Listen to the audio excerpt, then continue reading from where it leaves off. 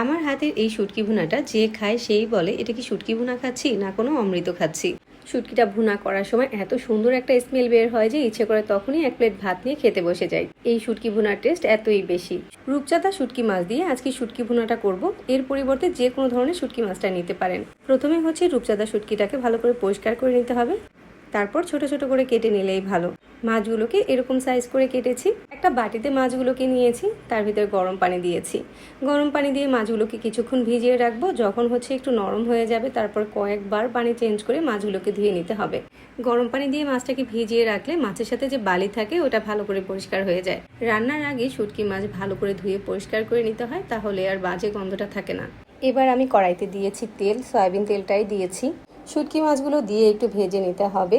মাছগুলোকে লাল লাল করে ভেজে নিব, তবে খুব বেশি ভাজার দরকার নেই। দেখতেই পাচ্ছেন মাছগুলোকে লাল লাল করে ভেজে নিয়েছি।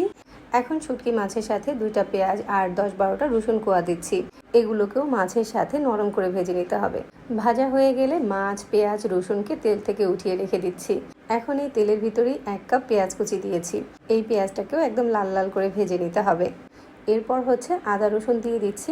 হাফ চামচ করেই আদা বাটা আর রসুন বাটা দিয়েছি, আর হাফ চামচ দিয়েছি ধনিয়ার গুঁড়া। এগুলো খুবই অল্প পরিমাণে করে দিতে হবে।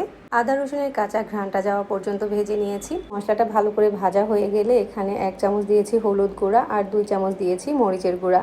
এখন এই সব মশলাগুলোকে একসাথে একটু কষিয়ে নিচ্ছি। চাইলে সামান্য পরিমাণ পানি দিয়েও কষিয়ে নিতে পারেন, তবে আগে থেকে তেলের সাথে মশলাটাকে কষিয়ে নিলে রঙটাও ভালো আসে আর মশলাটাও খুব ভালো করে কষানো হয়ে যায়। সামান্য একটু পানি দিয়ে মশলাটাকে ভালো করে কষিয়ে নিয়েছি। তারপর এখানে একটা টমেটোকে পেস্ট করে ওইটা দিয়েছি। তো সব মশলাগুলোকে একসাথে আবারও একটু ভালো করে কষিয়ে নিয়েছি। আর তারপর ভেজে রাখা পেঁয়াজ, রসুন আর শুটকি মাছটাকে দিয়ে দিয়েছি। যে কোনো শুটকি ভুনাতে মরিচের পরিমাণ আর তেলের পরিমাণটা একটু বাড়িয়ে দিবেন, তাহলে দেখবেন খেতে ভালো লাগবে। তো মশলার সাথে শুটকি মাছটাকে খুব ভালো করে কষিয়ে নিতে হবে, না হয় কিন্তু মশলার কাঁচা ঘ্রাণটা থেকে যাবে। তো কষানোর এক পর্যায়ে তেলটা যখন এভাবে উপরে চলে আসবে তখন বুঝতে হবে ভালো করে কষানো হয়ে গিয়েছে।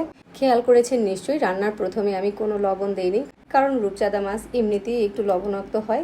তো আমি চেক করে খুবই সামান্য একটু লবণ এখানে অ্যাড করেছি। কয়েকটা আস্ত কাঁচামরিচ দিয়েছি। শুটকি ভুনা একটু ঝালঝালি খেতে কিন্তু বেশ ভালো লাগে। তো আবারও একটু কষিয়ে নিচ্ছি। যতটা ভালো করে কষাবেন শুটকি ভুনার টেস্ট ততটাই বাড়বে।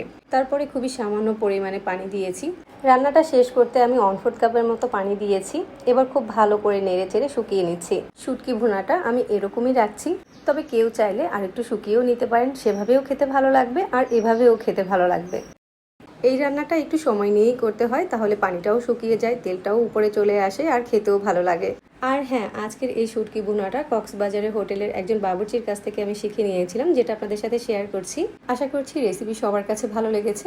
তাহলে আমাদের পেজ ফলো করবেন আর চ্যানেল সাবস্ক্রাইব করে রাখবেন। আজকে বিদায় নিচ্ছি। আল্লাহ হাফেজ।